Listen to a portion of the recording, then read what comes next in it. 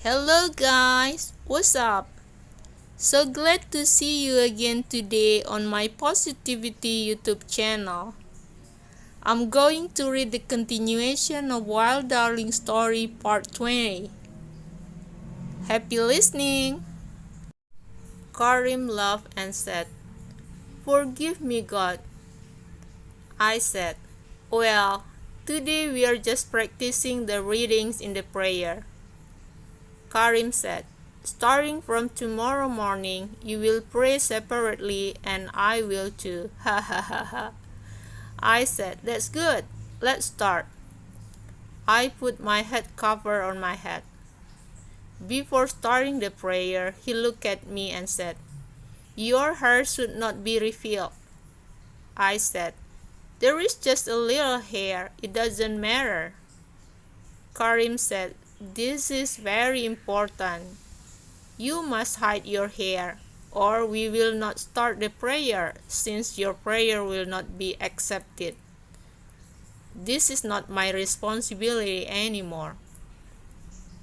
I heard the sound of the gate open strongly, and then I saw a girl coming into the house. When she saw us, she stood in her place and didn't move. Her face was like someone who just had seen demons.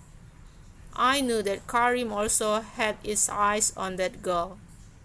I said, "Is everything okay? Who is this girl?" At the same time, that girl turned around and ran out of the house. Karim called, Wait, Gulsam." What was going on with Karim? He went out of the house and running after her. Gulsam kept running away from him. Her head cover was falling from her head and her shoulders. I called her to stop running. She took a few steps and stood in her place. I also took faster steps and approached her. I took her hand and asked her some question. "How did you get out of your house at this time?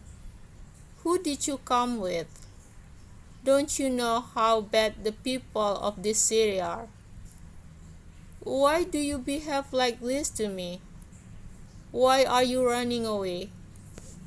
I took her hand and said, "Let me take you home, but promise me that it will be the last time you leave the house at this time of the evening." Gulsam put on her head cover and said, "Forgive me." Then she said in a trembling voice, "When my dear father came home, he said to me that Karim now." I said, "What did your dear father say?" Gulsam, who had her head down, then looked at me and said, "Did you get married so easily?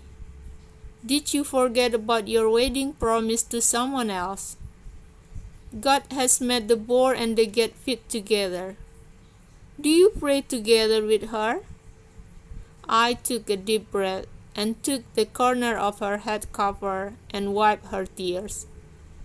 "I know you are angry and hate me, but sometimes some people have to do something that they don't want to do. The girl needed help. I'm just trying to prevent someone's future from being ruined." Gulsam grinned and said, "In the big city like Kabul, wasn't there anyone else but you to help that girl? Surely you should not have accepted her as your wife." I said, "Why not? There were many men there. I waited for someone to raise his voice and no one showed up until the last minute, and I had to. She is just a 16-year-old girl, and she is no different from a child. Why do you not try to look at this case as a mature woman?" When Gulsam tried to hold her tears, she put her hand over her mouth and started crying. I said, "Don't make me more helpless. Oh God, where should I send her? What is the result of your crying?" "I will do whatever you say. But don't ask me to kick that girl out of this house. Please don't cry. Believe me, I cannot see your tears. No one understands me. All my hope is in you. At least I hope you will understand me. Believe me, if crying was a cure for pain, I would cry more than you. I took Gulsam's hands and pulled it towards me, hugged her tightly, and said, "You have a big heart, I know.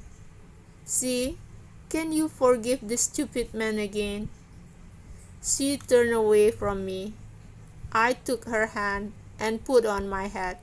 I said, "I swear to my head. Please tell me, will you forgive me?" "Don't swear, it will be harder," said Gulsam. I said, "Forgive me. If you don't forgive me, God will not forgive me either." "This is not the way to forgive, but to swear an operation," Gulsam said. I said, "I have nothing valuable to ask for forgiveness from you, except myself. Please forgive me. The condition is this forgiveness, but the gap that has been created in my heart will never be filled," said Gulsam, whose wide eyes had turned into a sea of blood. "The worst pain is that I cannot say any bad prayers to you. I know this calamity of selfishness has befallen me. I didn't share you with your mother. Now, how can I share you with another girl? I'm very ashamed of what I say, but I only want you for myself. My condition is, even if you have to get married with that girl, I don't care. But you have no right to talk to her or to touch her. In that case, if you do so, I will never forgive you. Of course, if my forgiveness is important to you." I lowered her hand from my head and kissed it, and I said, "It is acceptable." Although I knew this was a great injustice to Fariba. This is not the way of religion to marry someone but has no love for her. However, this is the only way to not make Gulsam upset, because I had promised her a lifetime love before. How about Fariba? The place of prayer was still wide open and empty. There is no news from Karim. They stood at the gate of the house that was left open. Today, seeing Gulsam and Karim living together, I realized that I just became a fly between them. Although I didn't come to this house of my own free will, I have no heart to go. In this house, no one has punished me for any crime, and they don't call me a villain.